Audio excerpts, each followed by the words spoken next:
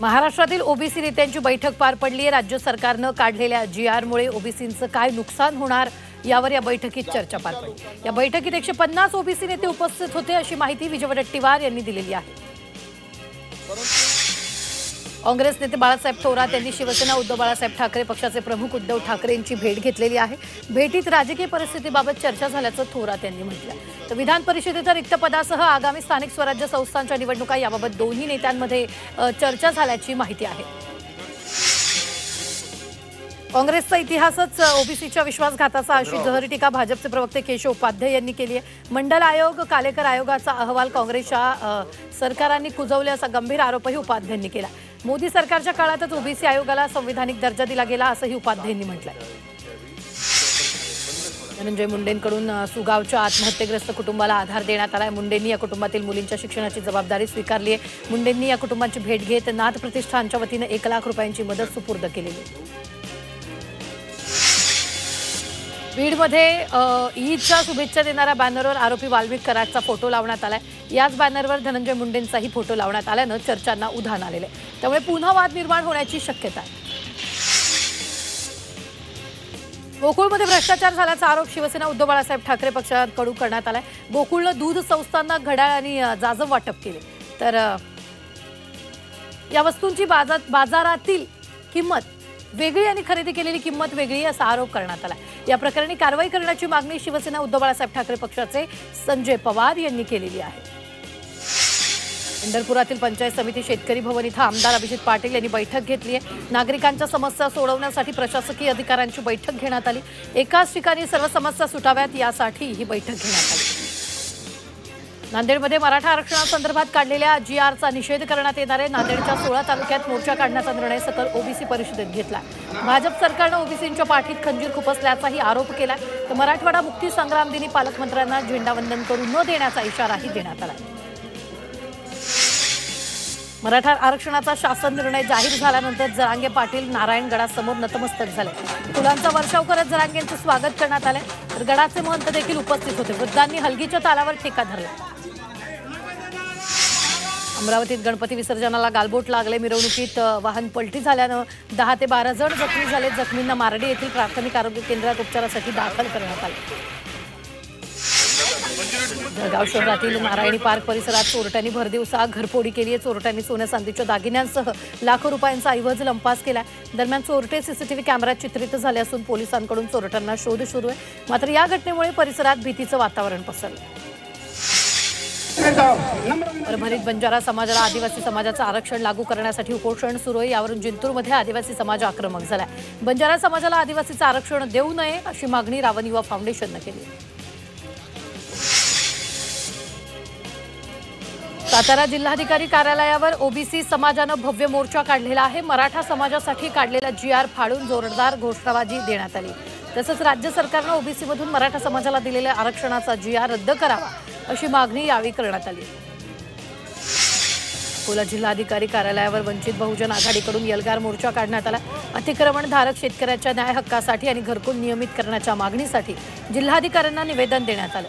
या मोर्चात शेकडो कार्यकर्ते आणि शेतकरी सहभागी झाले। मनमाड महामार्गाच्या दुरावस्थेविरोधात दशक्रिया मोर्चा काढण्यात आला। मागील 8 दिवसात महामार्गावर 3 जणांचा अपघाती मृत्यू झाला। मृतांच्या कुटुंबियांना न्याय मिळावा तसंच ठेकेदार आणि संचालकावर गुन्हा दाखल करण्याच्या मागणीसाठी मोर्चा काढला। तर माजी मंत्री प्राजक्त तनपुरेही आंदोलनात सहभागी झाले। सरकारनं मराठा आरक्षणाच्या संदर्भात हैदराबाद गॅझेट लागू करण्याचा अध्यादेश काढला। याला पुण्याच्या इंदापूरमधून विरोध केला जातोय। मराठा समाजाला ओबीसीमधून आरक्षण देऊ नये या मागणीसाठी इंदापूरमध्ये ओबीसी समाजाच्या वतीनं मोर्चा काढण्यात आला। मराठा समाजाला स्वतंत्र प्रवर्गातून आरक्षण द्यावं अशी मागणी आंदोलकांनी केली। सोलापूर जिल्हा परिषदेतील ग्रामपंचायत कर्मचाऱ्यांनी 86 पदं रिक्त आहेत। ही पदं तात्काळ भरावीत, अन्यथा 16 सप्टेंबरपासून बेमुदत आमरण उपोषणाचा इशारा ग्रामपंचायत कामगार युनियननं दिला। कर्नाटकातील सर्वेक्षणानंतर सोलापुरात देखील लिंगायत समुदायाला वीरशैव लिंगायत म्हणून नोंदवण्याचं आवाहन करण्यात आलं। जागतिक लिंगायत सभेच्या वतीनं महाराष्ट्रातील लिंगायत समुदायाला आवाहन करण्यात आलं। जलजीवन मिशन अंतर्गत वाशिमच्या अनेक गावांमध्ये नळाद्वारे पाणी पुरवठ्यासाठी काही महिन्यांपूर्वी कामं सुरू झाली होती। मात्र गेल्या 4-5 महिन्यांपासून निधी अभावी ही कामं पूर्ण झाली नाहीत। परिणामी गावकऱ्यांना त्रास होतोय। कामं लवकर पूर्ण करा अशी मागणी केली जाते। नाशिकमध्ये हक्काचं घर आता स्वस्तात मिळणार आहे। समृद्धी महामार्ग इगतपुरी दिंडोरी इथं होणारा औद्योगिक विकासामुळे घरांची मागणी वाढू लागली आहे। म्हाडाच्या नाशिक विभागीय मंडळानं 20% सर्वसमावेशक गृहनिर्माण योजनेअंतर्गत तब्बल 478 घरं विक्रीसाठी काढली।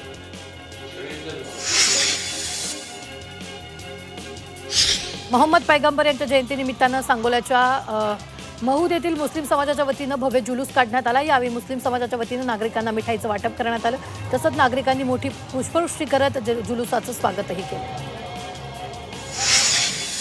लासलगाव शहरात ईद ए मिलादच्या निमित्तानं भव्य जुलूस काढण्यात आला।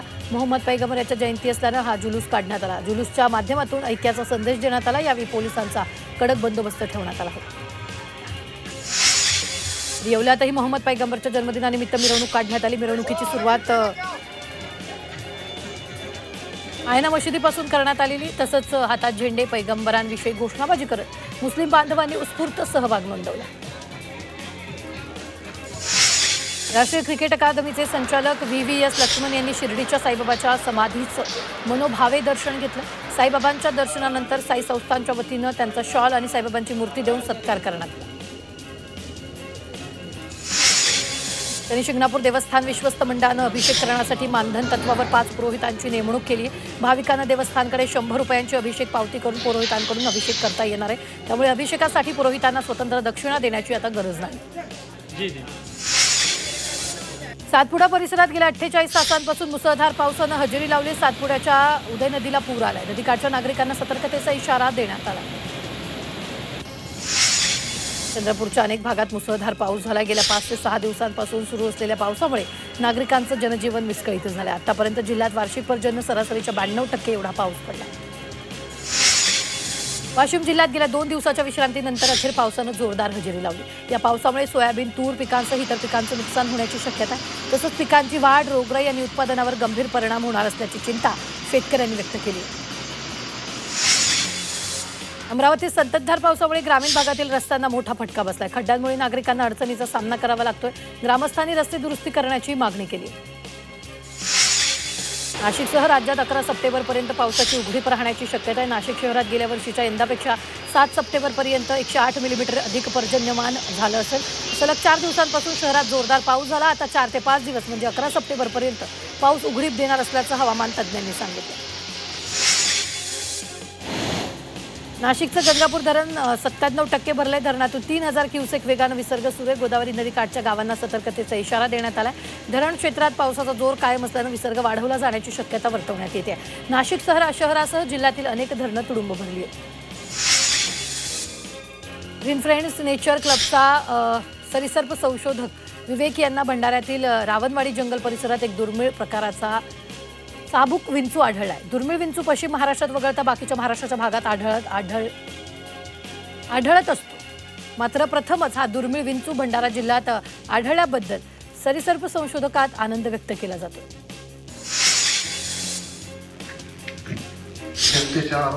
आमदार महेश शिंदे यांनी कृत्रिम रंगाविरोधात मोहीम सुरू केली आहे। हृदयविकाराचा धोका टाळण्यासाठी ही मोहीम सुरू केली। आमदार शिंदे यांनी कोरेगाव मतदारसंघातील सर्व हॉटेल आणि बेकरी मालकांची बैठक घेतली। या बैठकीत कुणीही कृत्रिम रंग वापरणार नाही अशी प्रतिज्ञा घेण्यात आलेली आहे। गणेशोत्सवात न्यायालयांचे नियम झुगारून ध्वनी प्रदूषण करणाऱ्यावर यावेळी खटले दाखल करण्यात आले। कोल्हापूर परिक्षेत्रातील 716 मंडळावर पोलिसांकडून खटले दाखल केलेत। तसंच उत्सव काळात 17,000 सराईत गुन्हेगारांवर प्रतिबंधात्मक कारवाई केल्याची ही माहिती पोलिसांकडून देण्यात आली आहे।